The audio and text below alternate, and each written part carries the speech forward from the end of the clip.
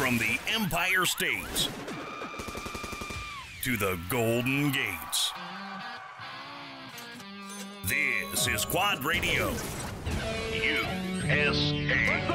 Cool. Oh, yeah. Now, with all the dirt from the world of ATV motocross and GNCC racing, here's Mr. 10 Seconds, Rodney Tomlin. Okay. Start. Hey guys, I'm Brandon Hoag. I'm down here at the Decker Training Facility. I've been down here for a good while, and I've also been in Texas at the Fords. I'm 20 years old. I'm from Nebraska, so I have to go south to train in the wintertime. But this place is really cool. I ride for Tim Detling Racing, TDR. We do a pretty good program there on a Honda TRX 450. And yeah, looking forward to 2021. Well, good to see you. Welcome to Quad Radio again, Brandon Hoag, and glad to have you back. See, last year, your rookie season, if memory serves me correct, in the AMA Pro ATV class, correct? 2019. Wow, so last year was your sophomore season. Time seems to be flying. I guess last year really, with the way everything was, just kind of got me all discombobulated. But, you know, also going into this 2021 year, it's kind of discombobulating. When you look at the big picture, you know, you've got 27 pro licenses from what I understand. We may be down to 26 pro riders because of Alan Myers deciding not to race the 2021 season, but also, you know, you got Jacob Stevens. I don't know how many he's going to be hitting, so we're probably down to 25.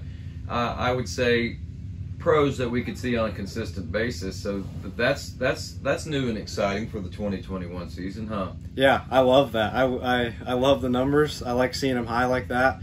Hopefully we see full gates at these races. That would be really cool to have to qualify to go into those main events. That'd be really cool.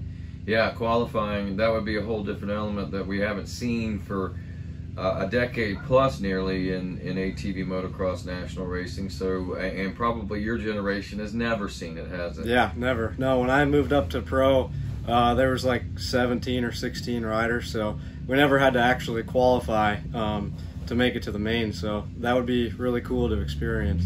I agree with you. So, so you got a lot of great things to look forward to as far as 2021 as the competition and things like that. You said that you spent some time at the Fords, and you've been down here at Deckers out of Nebraska. Tell me a little bit about what your off season has been like. Yeah, so I got injured at the end of last year in Virginia, so I took time off to heal, and then in November I came here to start the off the bike training, just to get fitness back, strength back, and then I stayed here for around a month or so, and then I went from here January to the Fords, and I've been at the Fords quite a while, from January to, you know, just recently we came here. So I pretty much have been living on the road again since November, just trying to prepare for this year, because I lost a lot of strength in my wrist and stuff like that, so I knew I had to do more than last year, and I got to get faster and a lot of stuff, so trying to capitalize on the time that we have in the off season to make up for it. So what were your first 2 years of AMA Pro ATV racing like? Funnest thing ever, man. It's as much as when I was a little kid, like looking up to the pros and being one of those guys now. Like, I wouldn't change it for the world. I mean, sure, the factory stuff back in the day was really cool to see, but I still have hopes up for, you know, the future years to come. But being a pro and just living on the road like this, experiencing friends, family, different tracks, and I wouldn't do anything different. What are you expecting out of this season? I really, now that Thomas is out of that spot too, with him being kind of a podium guy, I want to take that spot. But I also want to do better than that. I want to try to see, like, Joel and Chad are on a really good level, and there's got to be somebody to get there. So I want to be one of those guys to get there. Are you pushing yourself to get there right now, you think? Yeah, I could say I feel the best I've ever felt. I've said that a lot, but I really do. I'm being true to that. But we'll see. I guess Daytona I feel really good at. It's kind of my style, but we'll see when we go to like Three Palms and the rest of the races. I mean, it's a different ball game there. But heading into Daytona, I'm very confident. I feel really good. So hopefully have that speed and see if I can nail a good start. And man, I've been working on that. Like, need to be starting top 3 with them and just run with them. Like the early laps, I need to sprint really hard and then just let fitness do its thing and see if I can hold it. But yeah. Sounds like you got a pretty good game plan, and it sounds like you've got a pretty good idea of what you're faced with as far as this coming season is concerned. You had some pretty decent successes last year, right? Yeah, I had a podium at Muddy Creek. Like, I qualified pretty well sometimes. It's just I had some bad races too, and I needed to erase those. But like Lake Sugar Tree, where I wrecked, I felt really good and like was running up in second and third, and like I've seen that pace, but I'm not confident enough to run that back last year. And I feel like this year I've learned a lot, like mentally, with lines and clarity on the track, and I just need to make sure that I'm prepared to go 20 minutes and hold that pace as long as it's going to take. I guess there's a mental threshold as much as a physical threshold that you've got to push yourself past, because you know, you mentioned those speeds. I mean, yeah, you know, I guess there's a line there. I mean, when you get going so fast, pushing so hard, you know, it's crazy how that works, huh? Yeah, there's so much into it. Like, I'll watch film of myself and see if I could get more efficient on the bike, and because all these pros are fit, everybody's a fit. You know, we're all really good athletes, but the way that I ride so like all over the place that it's taxing, especially trying to run a Joel or Chad pace. Like, it's no joke. My qualifier laps are 100%, and like those are hard to hang on to. It's like riding a bull. Like, I ride like a pissed off bull. You know, it's like I got to try to work on some efficiency and just flowing a little bit better, but that's what we've been working on. So hopefully, I mean, I don't want to say anything, but hopefully it's paying off. That's good, man. At least you figured out a few keys, it seems like. I understand, and I see your brother hanging out here, your clone, I guess you could say, your identical twin, Blake. So how long you guys been hanging together? You guys been traveling all winter together? Yeah, this is the first off season we've actually been together at all, which is really cool. Like, I wish we could do it every year, because we're the exact same people, mentally, physically. Like, we train the same, we eat the same, everything is the same. So it's cool to have that. And then when I'm riding, you know, he could be like, hey, you need to pick it up here. He knows where I could improve at, and it's the same vice versa. But also, like in training, you know, our schedules are really similar. We talk to each other about it, and it's like, I wish I had that a couple of years ago. But I've been with him now for just about a month, not too long. But I really hope that this whole year we could kind of work together, and just, it's good to have him on the outside looking into my program and seeing what he would change. Any parting shots, anything that you might want to add that we haven't talked about? I'm just a huge thank you to the Fords for this year wasn't going to be a thing. And then I got a phone call from the Fords. So without them, this wouldn't even be a thing. And like I said, I'm really thankful for that, because this is what I love to do. This is my whole life. So it always has, and hopefully always will be. But yeah, big thank you to them, and Tim Detling for doing what he does for my race program. Like, it's really nice to show up and have a really nice bike to race, and he'll do whatever it takes to get me to where I want to be. So, like, it's not me out there. I look at it as just everybody behind me. And when I'm training and stuff, like, I think about the people that are helping me, because nobody wants to help a kid that doesn't put in effort or try, and it means a lot to me that there's people behind me like that. Awesome. Good luck to you. Thank you.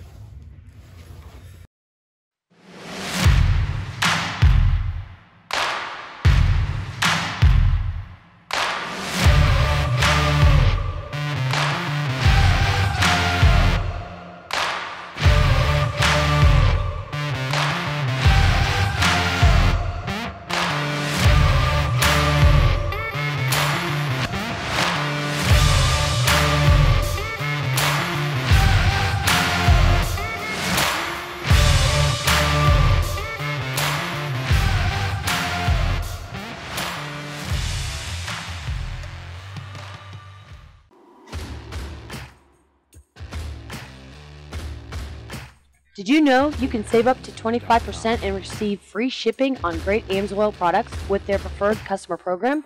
AMSOIL also has special pricing arrangements and free shipping for commercial accounts such as trucking companies, loggers, landscapers, and businesses like yours. Or if you have a business and would like to begin selling AMSOIL products, you could qualify to participate in the AMSOIL retail account program. You could become an independent AMSOIL dealer and build and grow your own profitable businesses. For more information, call John Coffey, your full-service AMSOIL dealer, at 877-694-4763 and leave him a message. John Coffey and AMSOIL, your first call for synthetics. Hi, I'm Walker Fowler, and this is a DP brake rotor. And these are DP brake pads.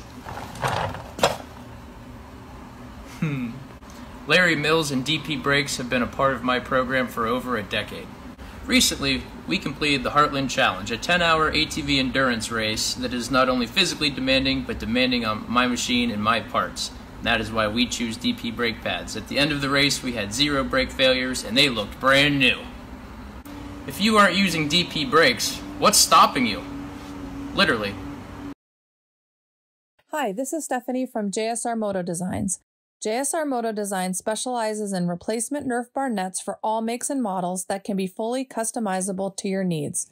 Our custom apparel can be specifically designed for your race team. We can help make what you wear personal on and off the track, including embroidered or printed hoodies, jackets, t-shirts, hats, jersey lettering, butt patches, and more. Check us out at jsrmotodesigns.com or find us on Facebook and Instagram.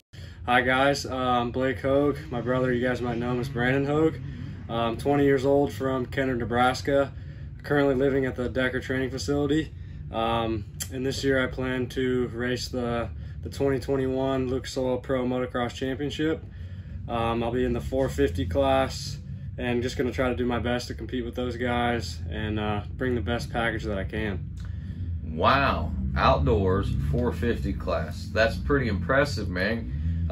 Congratulations to you on the opportunity. Yeah, thank you, man. I got my license last year, which was a big goal of mine since I was a kid, so I was super happy, and now it's time to go up to the big leagues.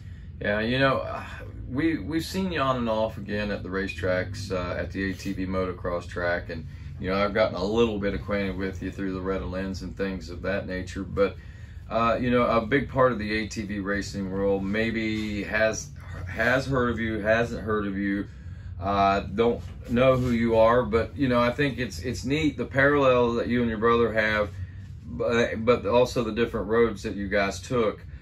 Twin brothers, so I mean, obviously you guys share a lot. Yeah, for sure. and you guys really seem to be a lot alike on a lot of different levels, except you're a two-wheel guy, he's a four-wheel guy. I didn't really ask your brother this, but I'm just curious, why did you guys choose different paths? How did that all come about?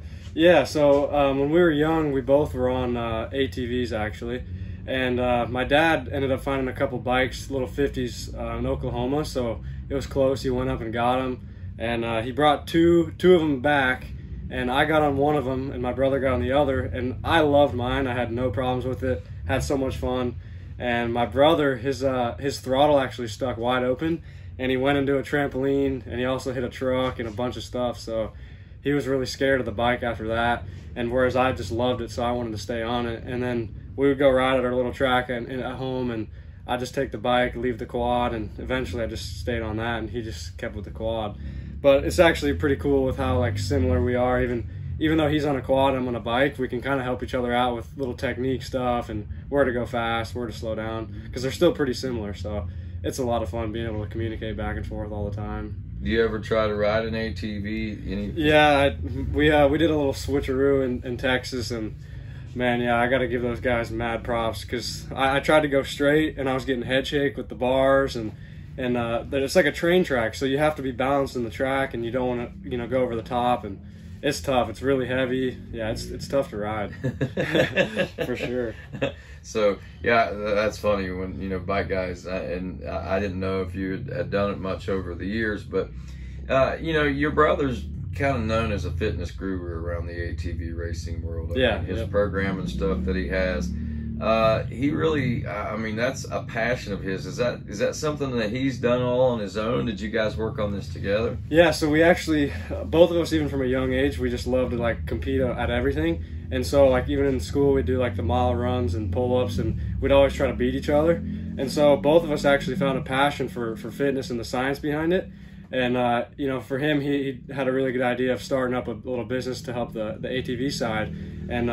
And yeah, man, we both just love to research, and I actually help a lot of kids on the dirt bike side because I love it too, and I want to pursue it after racing. And yeah, so we can both talk to each other about training and, you know, see who's better and who's fitter, you know. But it's a lot of fun just being able to do that as well. So who's faster? Faster on it. Well, we just did a road bike race together on Zwift, and he beat me by 1 second. My power was higher, but I'm a little less weight, so my weight to kg ratio is better. But he beat me, so he beat me straight up. But I just said his character got in my way. I couldn't pass him on. But yeah, it was a lot of fun. It sounds like it. So you guys have always been a competitive. You probably raced out of the womb, I imagine, to be born. Sure. Yeah, everything he did, I always wanted to do a little bit better, and then everything I did, he was like, "Hey, no, I'm going to do this better." So it was a lot. Most twins, you know, they want to do everything together, and for whatever reason, him and I, we do love to do things together, but it's also like we want to kind of do it better than the other one's doing. Not in like a negative way. It's trying to push each other, you know. So right. A friendly rivalry. Exactly. I guess Yeah. say. Yep. Wow, that's interesting. So do you guys? I mean, you know, they talk about the connections and stuff between. Do you guys feel each other's thoughts and emotions and things like that? You know, sometimes actually, yeah. Like the other day, we were training, and my brother said that he knew that I was gonna he just had this weird thing come over him that I was gonna crash, and he was gonna wave me off, and then sure as heck, right in front of him, I crashed. And there's that happens every once in a while. I'll know what he's gonna say or do before he does it, just because I don't know if I know him so well, but you know, it's also what I would do. Yeah. Our brains think alike, so yeah, there's little things like that. There's a couple scenarios where both of us would do something the exact same without knowing we already did it, but yeah, it's pretty cool. That is a neat concept, but it seems like you guys got a really good relationship. It's nice to get better acquainted with you and to see you guys interacting together here at the racetrack. And Blake, I wish you well in your debut of the 450 class.